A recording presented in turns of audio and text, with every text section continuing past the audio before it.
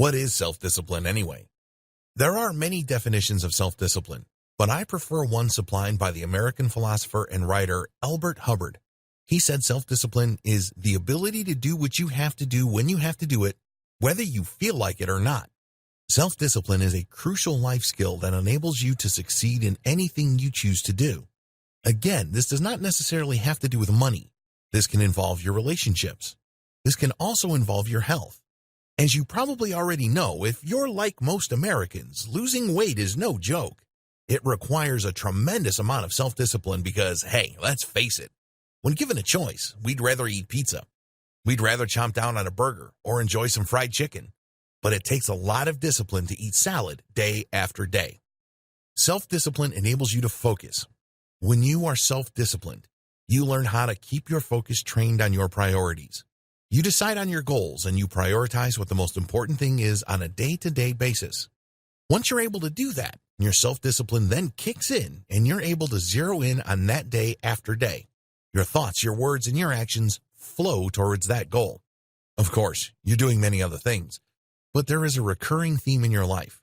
There's this consistent focus. You're not just spinning your wheels or chasing your tail. There is a point to your day because in the back of your mind, you're inching one step closer to that grand accomplishment. This requires training.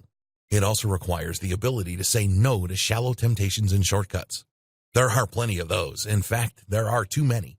When you instead choose to focus on the big picture and take care of the things that you need to focus on, every action you take and every day you spend brings you closer and closer to the desired outcome.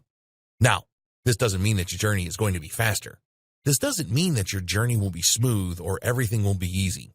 In fact, when you're working towards a big goal, there are almost always challenges you didn't anticipate. It's as if life is throwing you one curveball after another. But interestingly enough, when you are disciplined, you find it in you to solve those problems and overcome those setbacks as they appear. They don't knock you out. They don't make you quit. They don't rob you of your resolve. They don't do any of that. Instead, you find it in you to put one foot in front of the other as you move towards that ultimate victory. That is self-discipline. It's not sexy, and it's not overly dramatic. This is not the movies. It's not like you have this conspiracy of people working against you and there are all sorts of thrills, chills, and spills along the way. No. In most cases, a personal journey of self-discipline involves doing the same thing over and over again every day. It's drudgery. There's nothing sexy about it at all. But your character is changing with each step. You become stronger and stronger as you turn down one temptation after another. Eventually, you will reach a point where you're saying, why am I doing this? There are so many other easier things I can do. There are always other shortcuts that I could have taken. Why am I doing this? You have to find the why. In other words, you have to find the purpose. Otherwise, it's going to be hard to take that next step. Self-discipline isn't as hard as you think. Self-discipline isn't as difficult as most people assume. Now, I'm not saying that it's easy. What's important is to understand that it has two phases. In the first phase, you don't know what you're doing. The task that you're trying to be disciplined at is new to you. It's very challenging at this phase. You're trying to figure things out. But once you get used to it, there is a tipping point where it becomes easier and easier. You do achieve a point of momentum. The key is to get there. Once you have fully adjusted, self-discipline actually becomes easy. Why? It has become a habit. It's almost automatic.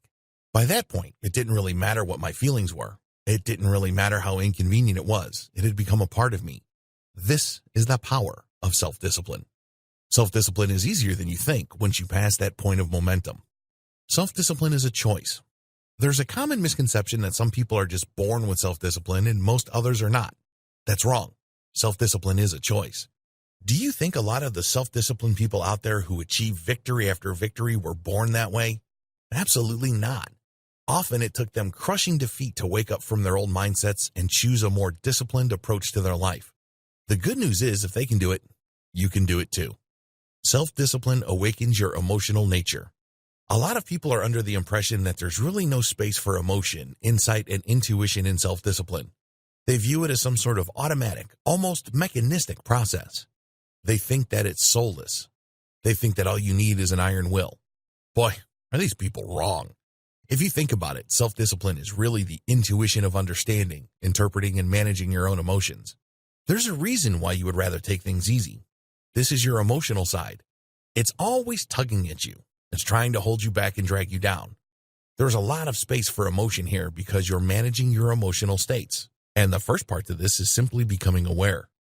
How do I emotionally frame the tasks in front of me? Do I over-dramatize things to exaggerate their difficulty? Do I make things all that much harder on myself because I view things in such an emotional way? This is not brute force or unthinking processes. You have to get in touch with your emotions and untangle some of the negative feedback loops that you have created for yourself. Self-discipline is one of the most pleasurable things you can ever do.